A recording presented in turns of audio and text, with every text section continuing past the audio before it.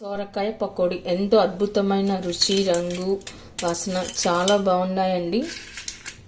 Tea time స్నాక్స్గా, అలాగే ఎవరైనా గెస్ట్లు వచ్చినప్పుడు అప్పటికప్పుడు కూడా మనం సొరకాయ పకోడీలు చేసుకోవచ్చు. ట్రావెల్ స్నాక్స్కి కూడా చాలా అద్భుతంగా బాగుంటుంది. మరి సొరకాయ పకోడీలు ఎలా చేశాను అనేది మీరు వీడియోని ఎక్కడా స్కిప్ చేయకుండా చూడండి. అలాగే వీడియో మొత్తం చివరి వరకు చూడండి. నేను కొన్ని టిప్స్ అయితే చెప్పడం జరిగింది. సొరకాయ పకోడీలు కరకరలాడుతూ క్రంచీగా క్రిస్పీగా రావాలంటే ఎలా చేయాలి అనేవి నేను కొన్ని టిప్స్ అయితే చెప్పడం జరిగిందండి. మరి వీడియోని మాత్రం ఎక్కడ స్కిప్ చేయకుండా చివరి వరకు చూసేయండి.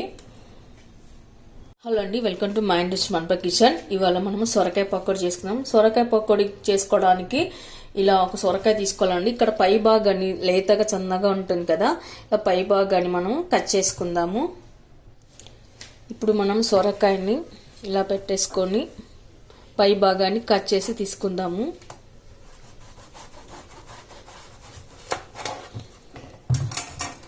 ఆ తర్వాత దీనిపైన మనం ఇలా అంతా చెక్కు తీసి తురుముకొని పెట్టుకోవాలి.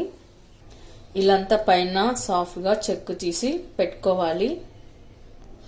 ఆ తర్వాత మనం ఇలా మొత్తం తురుముకొని అయితే పెట్టుకోవాలి.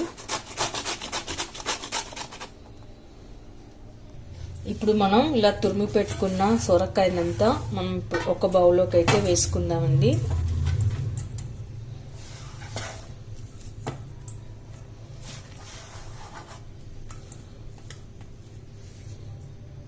అలాగే నేను ఇక్కడ 2 పెద్ద సైజు ఆనియన్ అయితే తీసుకొని ఇలా చిన్నగా పొడుగ్గా కట్ చేసి పెట్టుకున్నాను. ఇది కూడా వేసుకోవాలి. తర్వాత సన్నగా కట్ చేసి పెట్టుకున్న గ్రీన్ చిల్లీ, కొద్దిగా అల్లం ముక్కలు, మీకు ఇష్టమైతే అల్లం ముక్కలు వేసుకోండి, లేదా వేయకపోయినా పర్వాలేదు. ఆ తర్వాత సన్నగా కట్ చేసి పెట్టుకున్న కొత్తిమీర, ఆ తర్వాత ఇప్పుడు మనము సన్నగా కట్ చేసి పెట్టుకున్న కరివేపాకు కూడా వేసుకోవాలి. ఇప్పుడు 1 టీ స్పూన్ జీరా వేసుకుందాము. రెడ్ చిల్లీ పౌడర్ తగినంత, పసుపు కొద్దిగా, సాల్ట్ తగినంత, శనగపిండి 1 కప్, రైస్ ఫ్లోర్ 1 కప్. ఇప్పుడు ఇవన్నీ వేసాక మనము ఒకసారి బాగా కలుపుకొని పెట్టుకోవాలి. వాటర్ వేయాల్సిన అవసరం లేదండి. మనకు సొరకాయలోనే తేమ ఉంటుంది, ఆనియన్లోనే కూడా తేమ ఉంటుంది. ఒకసారి బాగా మనం కలుపుకొని పెట్టుకోవాలి.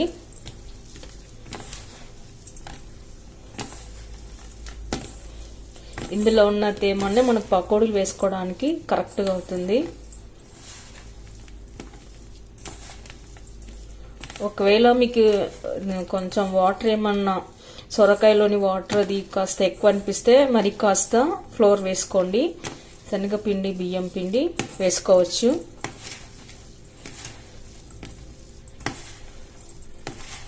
ఇల్లంతా వీడియోలో చూపిస్తున్న విధంగా కలుపుకొని పెట్టుకోవాలి.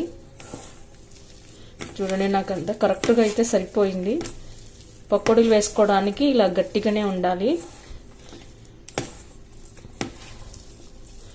మనకు పకోడీలు కరకరలాడుతూ రావాలంటే వాటర్ ఏమో వేసిన అవసరం లేదండి.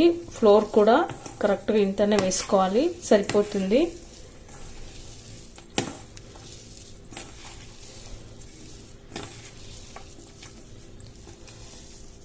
చూడండి, కరెక్ట్గా సరిపోయింది.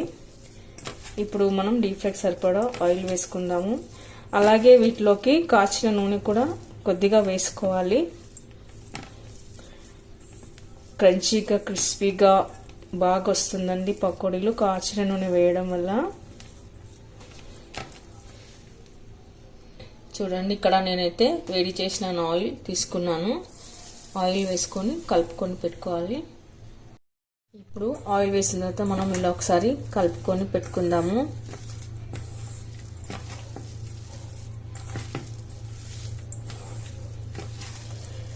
నానేయాల్సిన అవసరం లేదండి, మనం డైరెక్ట్గా డీప్ ఫ్రై చేసుకోవచ్చు.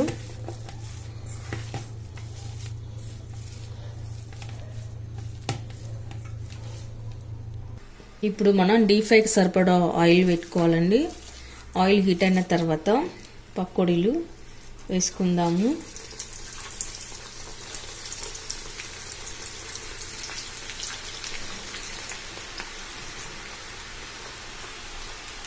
ఇప్పుడు మనం ఈ పకోడీని మంచి కలర్ వచ్చే వరకు వేయించుకోవాలండి. మామూలుగా ఉన్న పకోడీల కన్నా ఈ సొరకాయ పకోడీ అద్భుతమైన టేస్ట్ ఉంటుందండి. నిజంగా చాలా బాగుంటుంది. టీ టైంలో చేసుకున్నా, గెస్ట్లు వచ్చినప్పుడు చేసుకున్నా, మనం ట్రావెల్కి వెళ్ళేటప్పుడు చేసుకున్నా, అప్పటికప్పుడు చేసుకోవచ్చు. చాలా టేస్ట్గా బాగుంటాయి. మనం పకోడీలు వేసినప్పుడు ఆనియన్ అనేది కొద్దిగా మాడాలండి. బాగా రెడ్ కలర్లోకి అది మాడిపోయి ఉండాలా. అప్పుడే పకోడీ టేస్ట్ బాగుంటుంది. మనకు ఒక 1 వీక్ వరకు అయితే నిల్వ ఉంటుంది. లేదంటే ఆనియన్ సరిగా కాలలేదనుకోండి, త్వరగా మెత్తబడిపోతాయి పకోడీలు. ఇలా కాసేపు బాగా వేయించుకోవాలి. మంచి రెడ్ కలర్లో వచ్చే వరకు మనం పకోడీలు వేయించుకొని పెట్టుకోవాలి.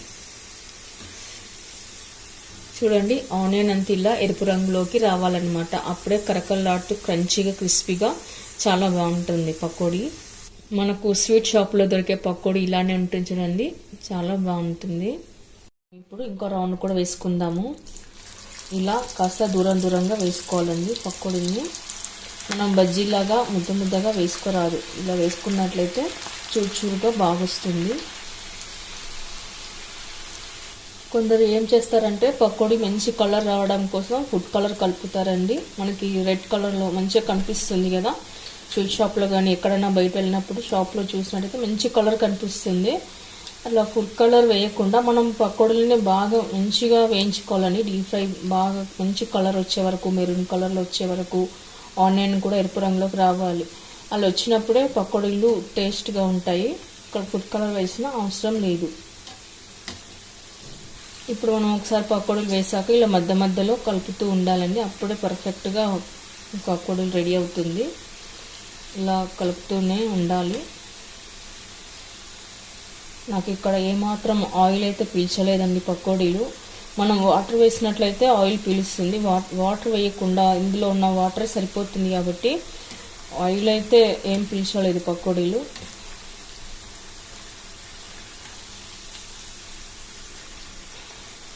ఓకే అండి, చూసారుగా. మనం ఇప్పుడు మిగతాయి కూడా ఇలానే వేసుకుందాము.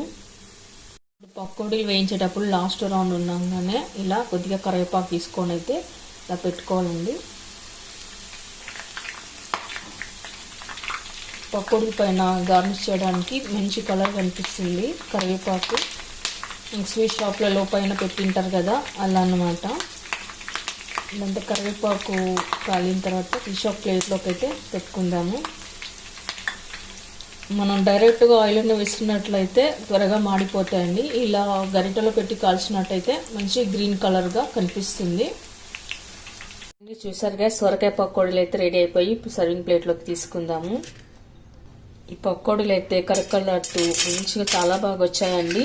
క్రంచీగా క్రిస్పీగా చాలా బాగున్నాయి. మరి మీరు కూడా ఒకసారి ట్రై చేయండి. మీకు ఎలా కుదిరిందో కామెంట్స్లో పెట్టండి. లైక్ చేయండి, షేర్ చేయండి.